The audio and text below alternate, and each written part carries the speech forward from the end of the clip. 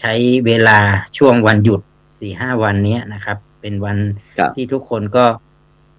เตรียมความพร้อมนะมีความสุขกับการที่จะรับสิ่งใหม่ๆเริ่มต้นชีวิตใหม่นะครับอาจารย์ครูครับครับซึ่งโดยเฉพาะปีนี้ผมก็ยังไปทำกิจกรรมครับที่จังหวัดแพร่นะครับที่วัดอินทปัญญารามก็ปีนี้ก็มีผู้ร่วมกิจกรรมก็ประมาณเกือบ100เหมือนกันครับที่บ้านหมู่บ้านของเรานี่ครับเป็น100เหมือนกันครับเพราะว่าเราก็เมื่อก่อนนั้นก็ที่อำเภอรองจะไม่มีใครจัดกิจกรรมเกี่ยวกับสวดมนต์ข้ามปีนะก็วัดอินทปัญญารามนั่นแหละเป็นต้นแบบนะครับตอนนี้ก็ทั้งหลายวัดหลายวาก็ได้ตื่นตัวมากยิ่งขึ้นนะครับโดยเฉพาะเราก็มีกิจกรรมนอกจากที่เป้าหมายของเราก็มีการสวดเจริญพระพุทธมนต์ธรรมจักรกับวัตนสูตรนะครับเสร็จแล้วก็มีรางวัลหางบัตรด้วย ปีนี้ก็คึกคืนโดยเฉพาะทางพระครูสังฆลักษณ์อำนาจธีรวิริโยดร.รองเจ้าอาวาสนะเขาก็มีพระห่มรางวัลปลอบใจให้อุบาสกอุบาสิกาที่ไปวัดประมาณตลอดพรรษาสัก50-60นี่แหละครับแจกพระห่มไปนะครับเสร็จแล้วก็นอกจากนั้นก็ยังมีรางวัลหางบัตรทั้งพระทั้งน้องเนนสังฆทาน ที่ลูกพระลูกเนนที่วัดพระสิงห์รับไปแล้วก็นำไปแจกบริจาคนะครับก็ทำให้บรรยากาศทางชนบทของเราก็คึกคืนขึ้นมานะครับฉะนั้นก็แล้วก็โดยเฉพาะผมก็ไปถือว่าฝากไปรักษาตัวด้วยนะเพราะว่า ตอนนี้โลกถามหาแล้วฤทธิ์สีดวงเท่าวัน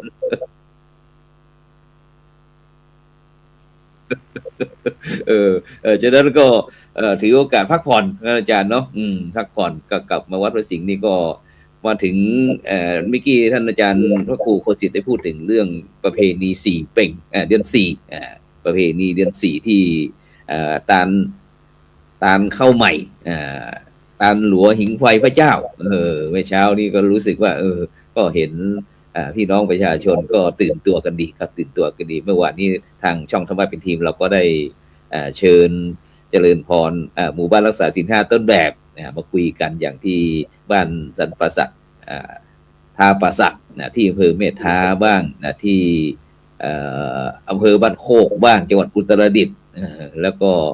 ที่ไหนอีกอาจารย์มหาประเชษฐ์อาจารย์ดร.ดิเลกก็มาคุยกันครับฉะนั้นในวันนี้ในช่วงนี้วันนี้ก็คงจะเป็นวันสุดท้ายนะอาจารย์เนาะไอเทศกาลการส่งท้ายปีเก่าต้อนรับปีใหม่เพราะว่าที่ดอยอินทนนท์เขาบอกว่าโอ้โหหนาวมากๆนี่ครับไออะไรนะแม่คันนิงลงแล้วเขาบอกนะครับไม่รู้ว่าคณะครูบาอาจารย์ของเราได้ทำกิจกรรมอะไรคุยให้ฟังหน่อยครับเกี่ยวกับเข้าดาวที่เราทำกิจกรรมภายในวัดวาอารามกันอย่างที่ไม่ห่างครับอาจารย์ครับได้ทำกิจกรรมอะไรบ้างไหมครับผมครับก็ทำปกตินะครับก็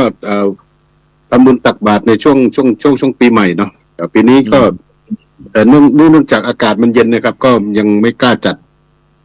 เรื่องของการสวดมนต์ข้ามปีครับอากาศทางนี้มัน2 เวียงป่าเป้าเนี่ยอากาศมันจะเย็นยิ่งดึกยิ่งเย็นนะครับก็เลยก็งดไปแต่ว่าก็ทำบุญตักบาตรตอนเช้าแล้วก็ในการตานเข้าใหม่ก็วันที่3แต่ว่ามัน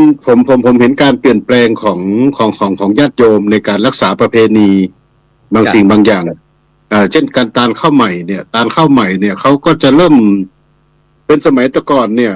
คือเดือน4เพ็งเนี่ยผมต้องตื่นตั้งแต่ตี 4ตี 5เพื่อที่จะมานั่งปั่นตอนตานข้าวครับก็จะมาเลี้ยงคิวกันมา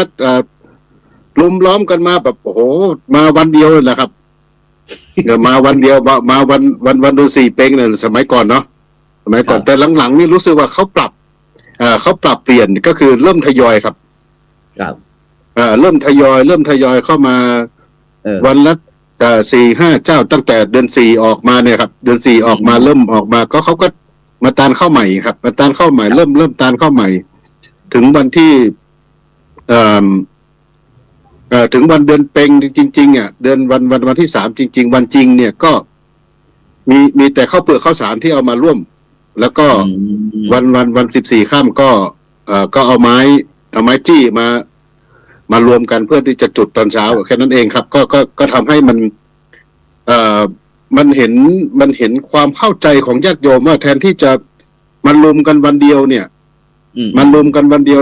ในวันพระเดือนวันเพ็ญเดือนพระเดือนสี่เนี่ยวันเดียวเนี่ยหรือประเพณีสำคัญเนี่ยชาวบ้านเริ่มเข้าใจว่าก็ทำบุญเนี่ยแต่เจตนาก็เพื่อให้เรื่องของการเดือนสี่เปล่งตามเข้าใหม่อย่างเดียวอย่างเงี้ยครับมันมีนัยยะสำคัญทำให้เห็นว่าการพัฒนาเรื่องของการปฏิบัติศาสนกิจหรือตามประเพณีเนี่ยเริ่มปรับเปลี่ยนครับปรับเปลี่ยนไปทางที่ดีขึ้นก็คือแทนที่จะกระจุกวันเดียวโอ้โหเมื่อก่อนนี่เดือนสี่เปล่งนี่ขันข้าวนี่ก็กองพะเนินเทินทึกอะครับไม่หวาดไม่ไหวแล้วครับเนนฉันไม่หมดแล้วครับแต่ว่าตอนหลังก็เริ่มทยอยครับเริ่มทยอยโยมก็ตามขันข้าวเวลาพระเนนไปบิณฑบาตตามเส้นทางก็หน้าบ้านใครหน้าบ้านมันเดลิเวอรี่กันหน้าบ้านใครหน้าบ้านมันเพื่อที่จะสะดวกขึ้นมันก็ทำให้การจราจรทางการตามขันข้าวนี่ลดลงมากเลยครับไม่เออัดเหมือนแต่ก่อนเมื่อก่อนเนี่ยโอ้โหต้องรอคิวกันเสียงแหบเสียงแห้งแล้วครับแต่ก็เป็นนิมิตหมายอันดีว่าในการที่จะปรับเปลี่ยนเนี่ยผมก็เห็นว่าเราประเพณีบางอย่างที่เราสามารถที่จะปรับได้เราก็แต่ว่ากว่าที่จะปรับได้เราต้องคุยเนาะต้องคุยกับญาติโยมแล้วก็ให้เขาซึมซับว่าวันสำคัญเนี่ยมันไม่ใช่มีวันเดียวนะ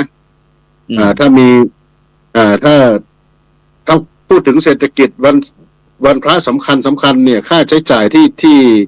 เราจะต้องหมดไปกับการซื้อของมาถวายตามการเข้าอะไรต่างๆเนี่ยผมคิดว่าไม่น่าต่ำกว่าแสนนะแต่ละวันแต่ว่าถ้าทยอยอะครับแต่ว่าวันนั้นเนี่ยมันเป็นของสดส่วนมากจะเป็นของสดนะที่เขาอยากจะถวายแต่ว่าถ้าทยอยกันไปเนี่ยมันก็จะเป็นการแบ่งเบาภาระของญาติโยมแล้วก็ใช้ทรัพยากรให้มีค่ามากที่สุดนะครับผมคิดว่ามันก็เป็นการปรับเปลี่ยนที่ดีครับครับผมอาจารย์ดร.วิสิทธิ์ครับได้เห็นเลยบ้างครับอย่างที่เราอยู่อย่างวัดสันดอกยังมีประเพณีกิจกรรมอะไรต่างๆที่เหมือนกับที่ท่านอาจารย์พระครูวิสิทธิ์ได้พูดไปครับอย่างในเมืองของเราเนี่ยอย่างที่วัดสันดอกวิถีก็อาจจะกิจกรรมไม่ต่างกันแต่วิถีชีวิตอาจจะแตกต่างกันเนาะเพราะว่าถ้าเราอยู่ในถ้าเป็นที่วัดสวนดอกนี้ก็ไม่ได้เป็นชุมชนแต่เป็นชุมชนในเมืองนะครับผู้คนที่อยู่จริงๆก็มีความหลากหลายนะครับส่วนมากก็จะเป็นบุคคลต่างจังหวัดเนาะที่มาอยู่ในพื้นที่เป็นจำนวนมากเพราะว่าเราเป็นพื้นที่ในการเป็นศูนย์กลางนะครับศูนย์กลางของการศึกษาศูนย์กลางของเศรษฐกิจนะครับศูนย์กลางของโดยเฉพาะยิ่งเรามีโรงพยาบาลใกล้ๆแถวนี้นะวัดวาอารามก็มีเยอะฉะนั้นมันก็ได้เป็นจุดศูนย์กลางทำให้ผู้คนที่เข้ามาอยู่ในพื้นที่ก็เป็นคนชุมชนจริงๆเนี่ยเหลือน้อยแล้วครับอาจารย์ครูครับก็วิถีเหมือนกับที่รุ่นเก่าๆกลับบ้านครับรุ่นเก่าๆก็ร่วมหายตายจากกันไปหรือว่าย้ายไปปักฐานที่อื่นอย่างเงี้ยครับก็จึงเป็นชุมชนเมืองชุมชนที่ใช้ชีวิตอยู่กับงานอยู่กับการศึกษาอยู่อะไรต่างๆเนี่ยครับส่วนมันอาจจะไม่เหมือนในพื้นที่ที่รอบนอกที่อาจารย์พระครูโคสิทธิ์ที่ชาวบ้านที่อยู่หมู่บ้านนั้นจริงๆนะครับแล้วก็มีวิธีรักษาไว้แต่ถามว่าสิ่งที่วัดได้ทำก็ทำกิจกรรมนะครับวันสำคัญนะครับก็พยายามที่จะให้ญาติโยมได้มีโอกาสเข้ามาทำปฏิบัติธรรมทำบุญอยู่เป็นประจำนะครับแล้วก็ส่วนมากก็จะเป็นวัดท่องเที่ยวอาจารย์ครับก็คงอาจจะคล้ายๆกับวัดพระสิงห์เป็นวัดท่องเที่ยวไปมีผู้คนได้เข้ามาหลักๆก็คือมาไหว้พระมาดูวัดวาอารามมาทำบุญอะไรประมาณเนี้ยแม้ว่าอาจจะไม่ได้เป็นลักษณะของการมาทำถวายเป็นกิจจลักษณะเหมือนกับที่เป็นประเพณีแต่ว่าทุกคนที่เข้ามาก็มาทำกิจกรรมอย่างนี้ร่วมกันเราก็จะเห็นนะครับก็บริบทก็อาจจะแตกต่างกันนะครับแต่เป้าหมายคืออันเดียวกันนั่นคือการให้ทานการรักษาศีลการ จะเดินภาวนาเพื่อสร้างความสุขให้กับชีวิตเนี่ย อันนี้เป็นเป้าหมายของที่ผู้คนได้บำเพ็ญกุศลนะครับครับผมครับฉะนั้นก็ถ้าพูดถึงชีวิตชุมชนในเมืองบรรดาท่านผู้ฟังท่านผู้ชมก็คงจะได้เห็นเพราะว่าถ้าชุมชนในเมืองหรือว่าเมืองใหญ่ๆเนี่ยก็จะเหมาะสมกับสำหรับคนกึ่งกลางคนวัยรุ่นเด็กๆอะไรต่างๆแต่ถ้าเป็นผู้สูงอายุนี่ก็รู้สึกว่าจะเริ่มอึดอัดแล้วเนาะฉะนั้นในช่วงเทศกาลส่งท้ายปีเก่าต้อนรับปีใหม่ก็เลยอยากจะนิมนต์ทั้งสองลูกมาสนทนากันบอกว่าเปลี่ยนพศใหม่เราจะว่าเปลี่ยนอะไรดีอย่างนี้ครับผมท่านอาจารย์พระครูโคสิทธิ์ครับเปลี่ยนอะไรดีครับอยากจะคุยเชิญชวนกับคณะศรัทธาญาติโยม FC ของเราหน่อยว่าเปลี่ยนพศใหม่จะเปลี่ยนอะไรดีอาจารย์เปลี่ยนใจหรือยังเปลี่ยนพศใหม่เปลี่ยนใจหรือยังเหรอก็ผมคิดว่าในการที่จะปรับเปลี่ยนเนี่ยมันก็ต้องอาศัยเวลานะแต่ว่าเราแต่ว่าสิ่งที่สำคัญที่สุดก็คือทัศนคติเนาะทัศนคติอะไรต่างๆเนี่ยเราก็ควรจะเป็น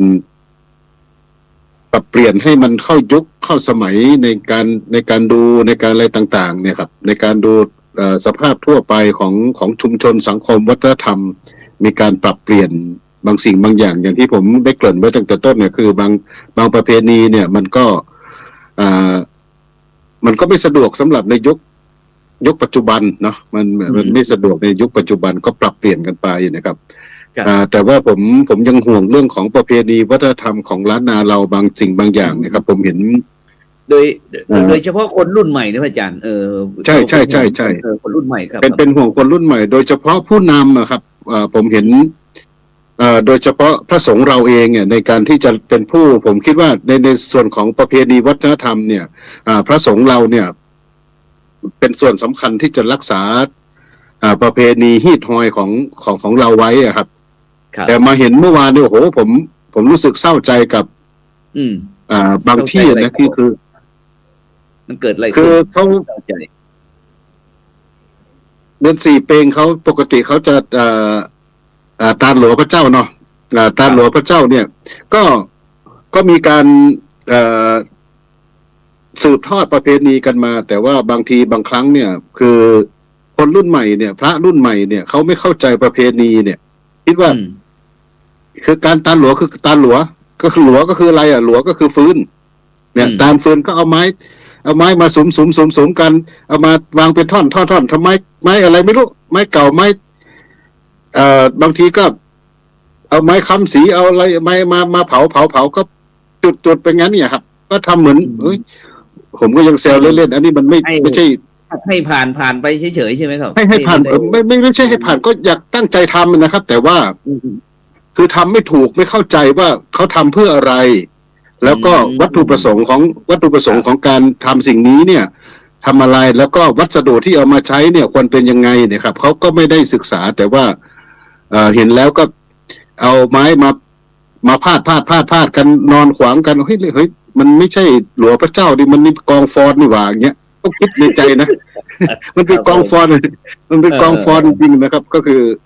เหมือนกับที่เผาศพอะครับก็คือผมไม่เข้าใจว่าเขาไม่เข้าใจหรือว่าอย่างที่อาจารย์ว่าก็คือทำให้มันผ่านก็เลยเมื่อวานก็เลยหาข้อมูลจากห้องสมุดหาอะไรมาโพสในเฟซนะว่าสิ่งที่ถูกต้องนี่ก็คือต้องใช้ไม้จี้เนี่ยไม้จี้เนี่ยก็ตอนนี้ก็หายากแต่ก็ปรับเปลี่ยนบางคนมาถามผมว่าอาจารย์ใช้ไม้หนามไมยราบแทนไหมเงี้ยเราก็บอกว่ามันเป็นหนามเหมือนกันแต่ว่ามันใช้ไม่ได้เพราะว่าโดยลักษณะของไม้จี้เนี่ยอาจารย์ดร.วิสิทธิ์เคยเห็นไม้จี้ไหมครับไม้จี้ไม้คนทาเคยเห็นไม้จี้ไหมครับไม้จี้เนี่ยมันเป็นหนามแต่ว่ามันขึ้นที่สูงนะอาจารย์มันขึ้นที่สูงมันต้องขึ้นจอมปลวกเท่านั้นต้องขึ้นบนจอมปลวกเท่านั้นพื้นดอยทั่วไปไม่ขึ้นแต่ว่าไม้จี้เนี่ยมันก็จะมีหนามของมันเนี่ยปุ่มหนามเขาจะก่อนที่จะมาเป็นหนามเนี่ยมันจะมีปุ่มฐานคล้ายๆก้นหอยครับก้นหอยของ ครับที่ติดโมลีของพุทธเจ้าเนี่ยครับเป็นตุ่มหนามเป็นตุ่มหนาม เป็นตุ่มหนามขึ้นมาครับเป็นตุ่มหนามขึ้นมาตามที่ป่าที่เราจะใช้ถังไร่ถังทำไร่เนาะครับผมมันก็จะมีขึ้นก็คือมันจะลักษณะพิเศษของต้นไม้ชนิดนี้นี่ก็คือ มันจะขึ้นเป็นถ้าแก่ๆมันจะเป็นเครือแต่ว่าถ้าตอนที่ถ้าเราตัดทุกปีเนี่ยมันจะขึ้นมาเป็นลำขึ้นมาเป็นลำขึ้นมาแล้วก็ตรงมากครับประมาณสัก2 เมตร 3 เมตรเนี่ยมันจะตรงขึ้นมา แล้วก็ถ้าเราตัดทุกปีนะแต่ถ้านานไปมันก็จะเลื้อยละมันก็กลายเป็นหนามแต่เราก็สิ่งเหล่านี้เนี่ยมันเป็นสิ่งที่ของเป็นภูมิปัญญาชาวบ้านนั่นแหละแต่ว่าเด็กๆรุ่นหลังเนี่ยเขาก็ถามว่าใช้ไม้หนามแทนไมยราบแทนได้ไหมเราก็บอกมันไม่ใช่นะเพราะไมยราบเนี่ยไมยราบเนี่ยเราถือว่าเป็นวัชพืชไหมจันไมยราบยักษ์เนี่ยผมในความคิดผมเนี่ยถือว่าเป็นวัชพืชแล้วก็เป็นต้นไม้เอเลี่ยนนะผมว่าเป็นต้นไม้เอเลี่ยนอาจารย์พระครูหมายถึงไอ้ต้นไม้ที่มันขึ้นตามกองหินกองอะไรที่เขาจะใช้ผสมปูนอะไรนั่นใช่ไหมใช่มันเป็นนั่นแหละแต่ว่าบางทีเขาก็หาไม่ได้เขาก็ใช้ไม้หนามแหละเขาคิดว่าหนามทุกชนิดมันใช้ได้เงี้ยครับแล้วก็เราก็ปรับเปลี่ยนทัศนคติเขาว่าควรเป็นแบบนี้นะควรเป็นแบบนี้ไม้ที่เนี่ยภาษากลางเขาเรียกว่าไม้คนทาหรือเปล่าครับไม้คนทาครับผมครับประมาณนั้นไม้คนทาใช่เพราะพอดีว่าเดี๋ยวมีคนฟังรายการนะไม้จี้จะเป็นไม้ถ้าเป็นภาษากลางเนี่ยเขาเรียกว่าไม้คนทาไม้คนทาครับเป็นเนื้อไม้ก็จะเป็นสีขาวนะครับใช่เบาไม่หนักเบามันเบาแล้วก็สามารถติดไฟได้ง่ายนะครับนะครับติดไฟง่ายแล้วก็มีถ่านสวยนะครับเผาข้าวหลามนี่สวยมากเลยเอา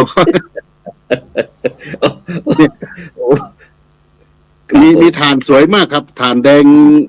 สวยครับก็คือเนี่ยก็คือเราจะปรับเปลี่ยนเขายังไงในทัศนคติเขาได้ก็ความคิดข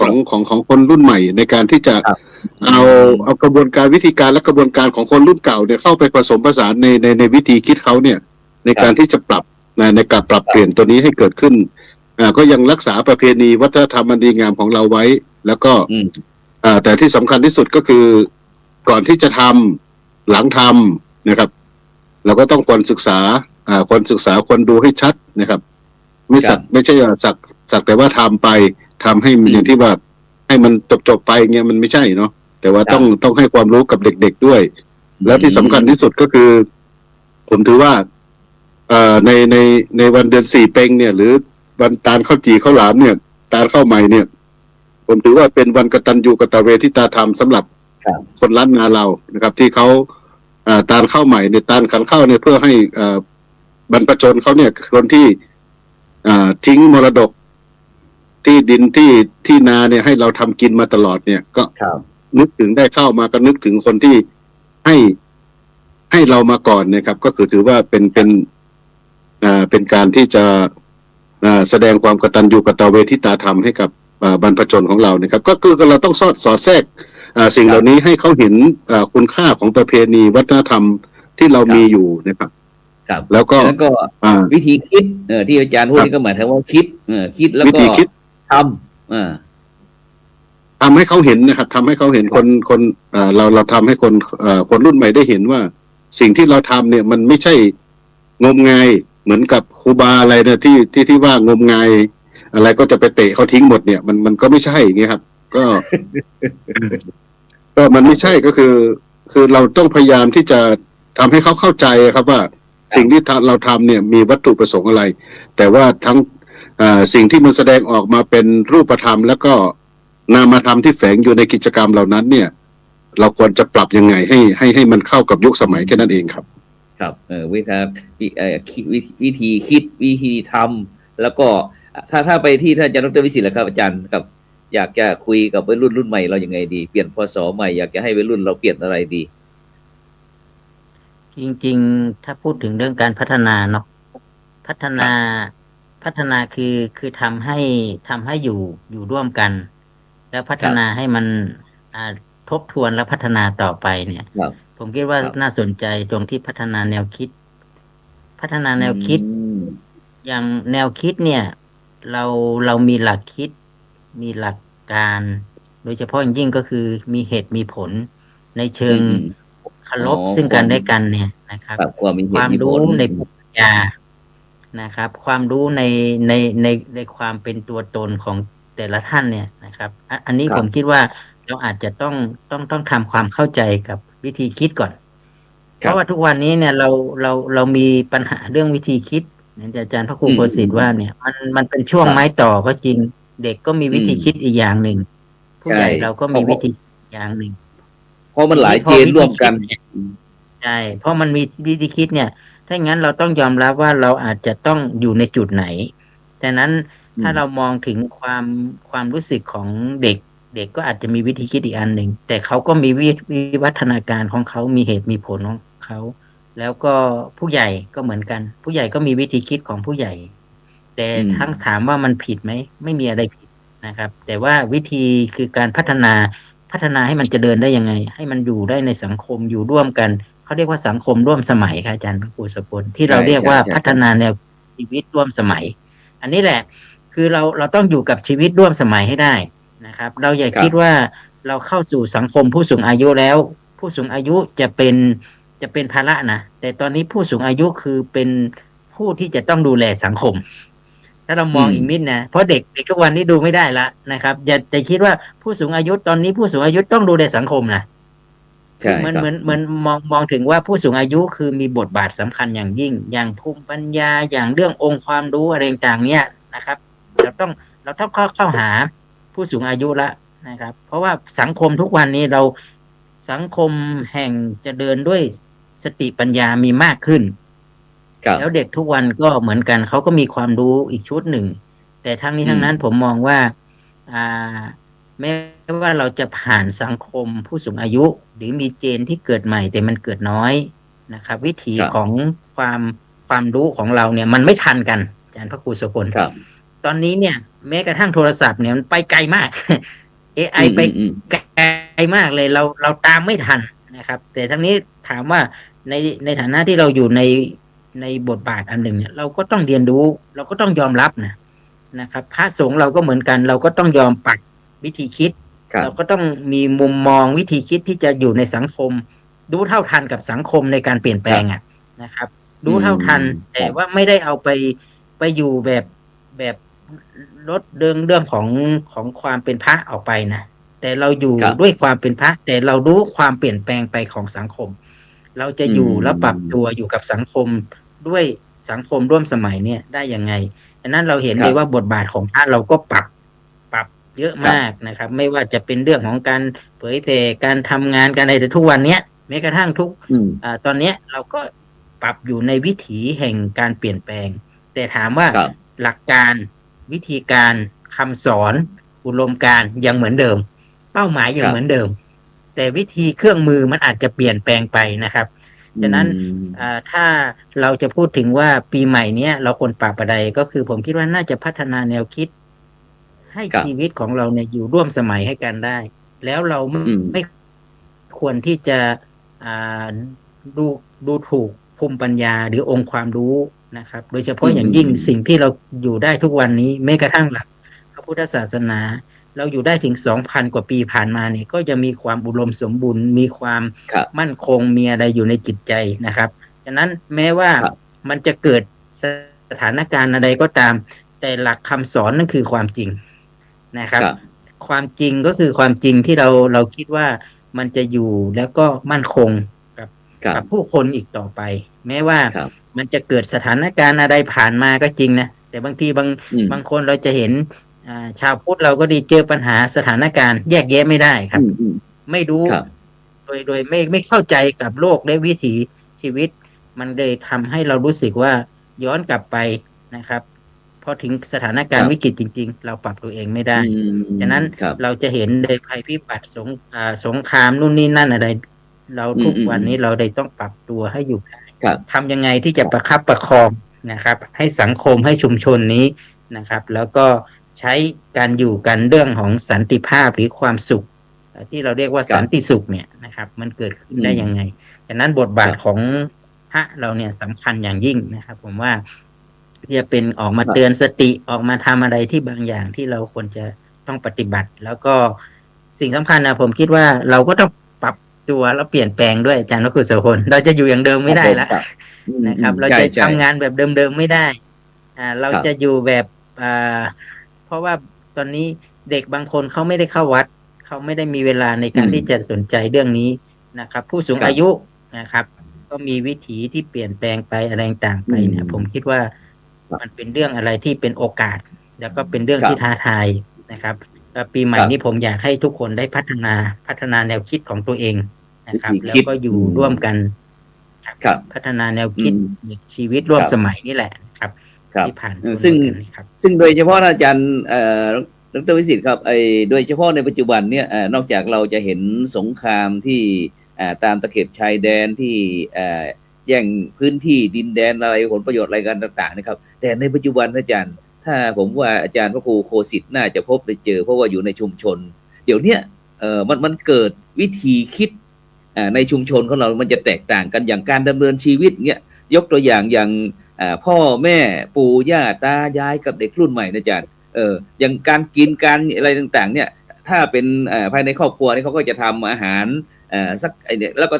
รับประทานร่วมกันแต่ในปัจจุบันเนี่ยแม้แต่การกินการอยู่การหลับการนอนอะไรต่างๆอาจารย์มันสวนกันไปหมดเลยนะถ้าเราไปเนี่ยสมมุติว่าพระอย่างแน่นอนอาจารย์พระครูโคสิทธิ์ไปรับอาหารบิณฑบาตเนี่ย7:00เนี่ยจะมีแต่ผู้สูงอายุหรือที่ใส่บาตรเด็กๆนี่ยังถามอยู่ว่ายังไม่ตื่นเลยนู่นแหละ11:00การกินการหลับการนอนการอยู่อะไรต่างๆเนี่ยมันเปลี่ยนไปอาจารย์วิธีอะไรต่างๆเนี่ยอาจารย์พระครูโคสิทธิ์เจอไหมครับอย่างในชุมชนแบบนี้ก็ในชุมชนเราไม่ต้องพูดถึงในชุมชนนะครับในวิถีชาวบ้านแม้แต่วิถีพระเนรเราอะครับก็คือวิถีเราอะมันของวิถีพระเรากับสามเณรเนี่ยทุกวันนี้เนี่ยผมตรงๆนะครับก็คือการทำวัดสวดมนต์เนี่ยเป็นไม้เบื่อไม้เมาสำหรับสามเณรทำวัดเช้าเย็นเนี่ยครับเนรนี่จะโอ้โหจะให้ผมทำอะไรก็ได้แต่เพื่อให้ไม่ให้ผมทำวัดได้ไหมเนี่ยเราก็พยายามที่จะปรับวิธีคิดและแม้แต่ความเป็นอยู่อะไรต่างๆแล้ววิธีคิดเขาเนี่ยเขาก็บอกว่าเราก็บางทีผมก็เห็นด้วยนะว่าเราพระอาจารย์เราไม่สวดมนต์ได้ไหมแต่ว่าเรากวดลานวัดแทนได้ไหมเนี่ยก็ถือว่าเป็นทำวัดเนี่ยครับเขาบอกทำวัดประเนี่ยก็คือข้อปฏิบัติเนี่ยครับแต่ว่าของเราก็ต้องพยายามชี้แจงเขาว่าการสวดมนต์ก็เป็นวัดอย่างหนึ่งการกวดลานวัดการลานเจดีย์ทำความสะอาดอะไรต่างๆก็เป็นวัดอย่างหนึ่งแต่ว่าทุกสิ่งทุกอย่างมันต้องมาเสมอกันเนี่ยเราก็ต้องพยายามที่จะปรับให้เขาแล้วเวลาตอนนี้เนี่ยเขาเป็นการเข้านอนดึกเนี่ยเป็นเรื่องปกติตื่นเช้าเป็นเรื่องเป็นปกติของเขาเนี่ยครับมันการหลับการนอนแม้แต่ญาติโยมแม้แต่อาหารการฉันอะไรต่างๆเนี่ยเขาบิณฑบาตมาปุ๊บเขาจะแยกทันทีนะครับอันนี้อาหารคนแก่อาหารภัตตาหารสำหรับพระแก่อันนี้สำหรับเนรวัยรุ่นผักนี่ขมนี่ให้ผักขมถ้าเป็นน้ำพริกเป็นอาหารแกงขนุนแกงปีแกงอะไรต่างๆอะไรต่างแกงแคอะไรต่างๆเนี่ยคัดให้พระอาจารย์ก่อนเงี้ยแต่ว่าถ้าเป็นแบบฟาสต์ฟู้ดเป็นแบบอาหารกล่องจากเซเว่นนี่เราไม่ทันเราไม่ทันมาม่าเนี่ยเราไม่ทัน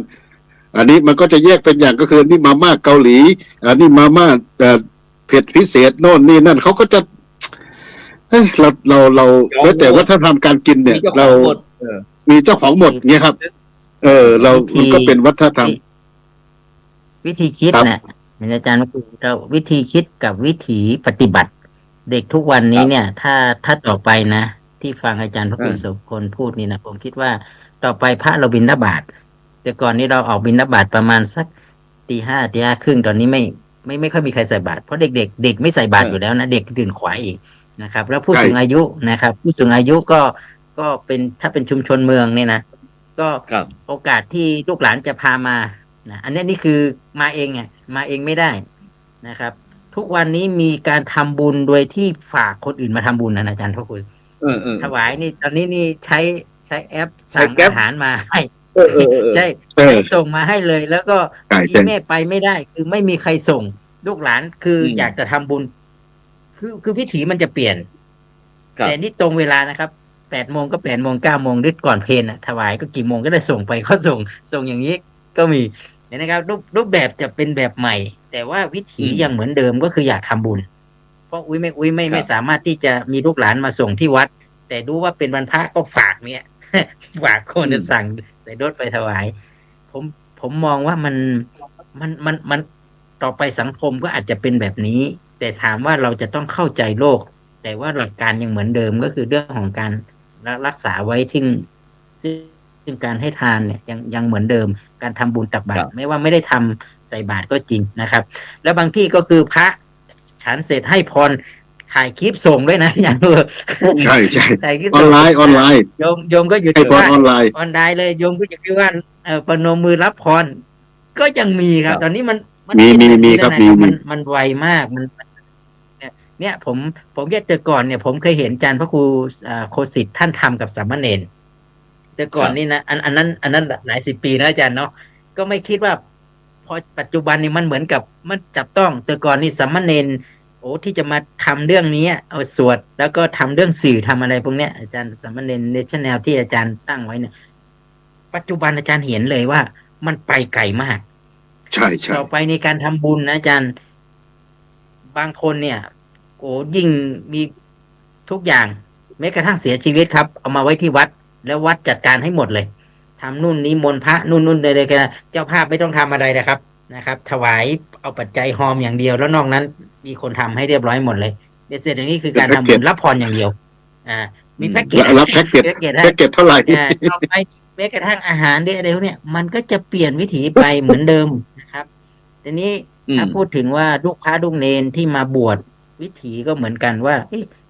แต่ก่อนนี้เราคือเครื่องมือทำวัดสวดมนต์คือเครื่องมือหนึ่งในการที่ฝึกขันติฝึกความจำฝึกการท่องฝึกอะไรหลายๆอย่างนะครับฝึกความสามัคคีการเป็นหมู่คณะการจัดการอะไรต่างๆเนี่ยเราวัดสวดมนต์แล้วก็สุดท้ายเนี่ยเราก็จะมีแผ่เมตตามีนั่งสมาธิใช่ไหมครับกระบวนการมันเหมือนกับเป็นเครื่องมือการความเก่าความเป็นนักบวชของเราเนี่ยนะครับตอนนี้เด็กก็รู้สึกว่าสิ่งนี้มันสัมผัสได้ยากเพราะว่ายังไม่ถึงอาจารย์ขอไปทำลานกวาดดีกว่า รู้สึกมันสัมผัสได้ดีมันออกกำลังกายเพราะเด็กทุกวันนี้เขามีพลังเยอะครับอาจารย์สามเณรก็ดีตัวเด็กๆเนี่ยเขามีพลังเยอะสวดมนต์เอาไม่อยู่ นั่งซึมเอาไม่อยู่เพราะมันต้องออกกำลังเนาะอาจารย์ครูสุพลเนาะเด็กต้องออกกำลังต้องนู่นนั่งนี่แล้วยิ่งเด็กเนี่ยคือถ้าไม่ได้ออกเหงื่อไม่ได้ออกอะไรพวกนี้ครับเด็กจะมีปัญหาเรื่องสุขภาพนะครับอย่างเนนที่อยู่วัดครับอยู่วัดนะจะต้องทำกวาดนู่นนี่นั่นอะไรให้เหงื่อออกอะไรพอมันผ่อนคลายแล้วไปส่งน้ำกลับมาโอเคมันนิ่งได้ไม่งั้นนิ่งไม่ได้จะได้นิ่งไม่ได้แล้วก็พอเวลาทำงานแบบทำงานแบบกวาดด้านหรือทำอะไรพวกนี้ที่มันหนักๆเนี่ยเรียนชอบครับเป็นชอบเพราะว่าผมก็แปลกว่าทำไมเรียนเราถึงชอบแสดงว่าเรียนเขามีพลังเยอะเขาต้องเอาพลังออกนะครับร่างกายมันไม่ไหวถ้าไม่งั้นเนี่ยมันจะเก็บควบคุมไม่เหมือนพระเนาะพระสงฆ์เราพอสติก็ควบเราเคยทำกับสามเณรนะครับเคยใช้โปรแกรมของสามเณรใช้ฝึกโยคะอาจารย์ให้ฝึกโยคะเพื่อไม่ให้ขัดกับสมณสารูปครับทำโยคะทำท่าโน่นท่าฤาษีตัดตนโน่นนี่นั่นทำไปสักระยะหนึ่งเนนบอกว่าอาจารย์ครับผมคิดว่าพลังผมเนี่ยมีเยอะมากกว่านี้ผมคิดว่าผมทำแบบนี้ไม่ถูกจริตผมมันออกกำลังจริงแต่ว่ามันไม่เต็มที่ครับแต่ถ้าให้ผมเล่นบอลผมวิ่งได้เต็มที่ผมเล่นได้ทั้งวันเนี่ยจะแม่ผมเรียนหนังสือได้ไหมเดี๋ยวผมไปตัดหญ้าให้ผมไปตัดหญ้าเนี่ยสนามหน้าโรงเรียนเนี่ยเดี๋ยวผมจัดการให้แล้วก็โอเคลองทำดูดิเขาก็ไม่หวั่นนะแม้จะ จะแดดจะร้อนยังไงจะเหงื่อจะออกยังไงเนี่ยเขาทุ่มเต็มที่อาจารย์เขามีความสุขเขามีความสุขกับการทำงานเนี่ยเดี๋ยวนี้เนี่ยผมก็เลยบอกแต่เราเหมือนเกือบ20 ปีเนี่ยผมทำโรงเรียนพระปริยัติธรรมเนี่ยเราฝึกปฏิบัติเรื่องของธรรมะภาคปฏิบัติเรื่องของการปฏิบัติธรรมประจำปีเนี่ยเราก็นั่งยุบหนอพองหนอเราก็ใช้สติปัฏฐาน4นะมาฝึกเนนเนาะแต่ปรากฏว่าบางทีเนี่ยเนนรู้สึกถ้าปีไหนถ้าเราเข้มหน่อยเนี่ยสมาธิเนนก็จะรู้สึกว่าเนนต่อต้านครับเนนต่อต้านเนี่ยผมก็เลยไปเดือนนี้ผมที่ไม่ได้ไปร่วมกับคณะของครูบาอาจารย์เนี่ยผมก็ปฏิบัติธรรมเหมือนกันแต่ผมจะปรับเปลี่ยนเรื่องของอย่างที่อาจารย์ดร.วิสิทธิ์ว่าก็คือเราจะปรับเปลี่ยนวิธีคิดให้กับสามเณรช่วงเช้าเนี่ยช่วงกลางวันเนี่ยเราจะให้คอร์สเรื่องของการปรับทัศนคติเขาเลยปรับวิสัยทัศน์ปรับองค์ความรู้เขาเลยคือเขาเป็นเด็กมาก่อนเด็กชาวบ้านมาก่อนนั่งเล่นเกมแล้วก็ไม่มีการปรับอะไรมากนักเนี่ยเราก็พยายามมาจะใช้หลักสูตรอริยสัจครูเนี่ยก็คือมุมมองของให้เขามีทัศนคติมุมมองต่อการปฏิบัติธรรมเรื่องของการเป็นผู้ให้การเป็นผู้นำที่ดีการเป็นผู้ตามที่ดีควรจะทำยังไงแล้วก็ฝึกปฏิบัติเขาเนี่ยให้ทั้งภาคทฤษฎีแล้วก็การปฏิบัติและให้เขาลงชุมชนแล้วก็ให้เขาได้ไปนั่งถอดองค์ความรู้เขามาเนี่ยแล้วก็เห็นสิ่งที่เขาได้ทำเนี่ยและเขาอยากจะทำในอนาคตเกี่ยวกับงานเผยแผ่พระพุทธศาสนาเนี่ยที่เราจะสร้างเด็กรุ่นใหม่ในการที่จะเป็นพระนักพัฒนาแถว2ที่จะต่อจากเราเนี่ยเน้นบางรูปนะครับบางรูปเห็นบอกว่าพระอาจารย์โคสิทธิ์พระอาจารย์ครับผมเห็นอาจารย์เป็นไอดอลแต่ผมไม่อยากเหนื่อยเหมือนพระอาจารย์ไม่อยู่วัดสักวันอาจารย์ผมไม่อยากเหนื่อยเหมือนพระอาจารย์แต่ผมเห็นการทำงานนะแต่ผมไม่อยากเหนื่อยผมจะทำยังไงดีถ้าไม่อยากเหนื่อยอย่าทำจะฉันแล้วก็อาจารย์พระครูโคสิทธิ์เรามีบทเรียนอันหนึ่งที่เราทำสร้างสามเณรใจสิงห์เนาะตอนนั้นหลักสูตร10 วันนะอาจารย์เนาะสามเณรใช่ที่เราเอาสามเณรพระปริยัติธรรมเนี่ยนะครับสร้างอุดมการณ์ตามแนวปฏิฐานของหลวงพ่อปัญญานะครับเราก็หลักสูตรของหลวงพ่อปัญญา3 เดือน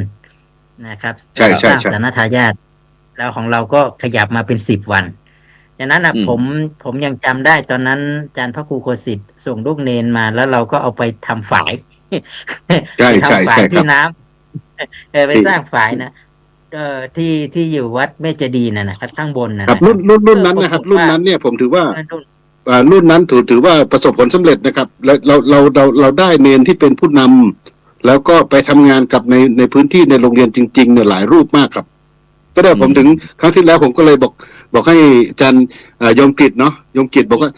ขอหลักสูตรตัวนั้นมาทบทวนอีกขอหลักสูตรตัวนั้นมาทบทวนอีกได้ไหมเงี้ยจากกรุงเทพท่านอยู่วัดหัวลำโพงท่านเดินทางมาจากผมท่านจบปริญญาโทแล้วนะอาจารย์จบปริญญาโทกำลังเรียนต่อปริญญาเอกเป็นสามเณรใจสิงห์คือที่เราสร้างไว้ตอนนั้นเนี่ยนะครับทางภาคอีสานก็มีเยอะนะครับตอนนี้ก็เป็นอาจารย์ก็มีละเป็นอาจารย์โดยเฉพาะยิ่งเป็นพระที่อยู่ในเป็นอาจารย์ที่สอนในโรงเรียนพระปริยัติธรรมครับที่ไม่ได้ลาสิกขาก็เป็นอาจารย์สอนอยู่ในโรงเรียนพระปริยัติธรรมเป็นจำนวนมากเลยอาจารย์พระครูโคสิทธิ์แล้วก็ที่อยู่กับผมเนี่ยนะครับก็มีหลายรูปนะครับที่เป็นกำลังสำคัญเลยอย่างน้อยๆก็คือตอนนี้ที่เราพูดถึงพระสร้อยอาจารย์ผู้โสพลสามเณรพระสร้อยก็เกิดจากสามเณรใจสิงห์เนี่ยนะครับและอีกรูปหนึ่งก็วิชัยสามเณรวิชัยนี้ไม่เป็นสามเณรที่มาจากสปป.ลาวนะอาจารย์แต่ว่าเป็นสามเณรตอนนี้เนี่ยพูดได้5-6 ภาษาเผยแผ่ธรรมทั้งภาษาจีนภาษาอะไรต่างๆแล้วก็เป็นนักเผยแผ่เป็นนักจัดกิจกรรมทั้งที่แต่ก่อนเขายังไม่รู้จะพูดยังไงอะไรต่างนะแต่ด้วยเครื่องมือที่เราเอาไปให้เขาไปอยู่ด้วยกันไปร่วมทุกข์ร่วมสุขด้วยกันนะเขาว่าใจสิงห์เนาะไปร่วมสร้างโรงเรียนร่วมอะไรต่างๆแล้วก็ทำให้เขาเนี่ยนะครับต่อมาปุ๊บเนี่ยเขาก็ไปค้นคว้าจ จบปริญญาโทแล้วครับอาจารย์ครับแล้วเนี่ยระดับปริญญาโทหรือปริญญาเอกดังนั้นผมก็เลยมองว่ารุ่นที่เป็นสามเณรใจสิงห์ที่เราอบรมกันไว้ในหลักสูตร10 วันแล้วก็มาถึงทุกวันนี้เด็กทุกวันนี้ที่เขาโตขึ้นมาเนี่ยนะครับ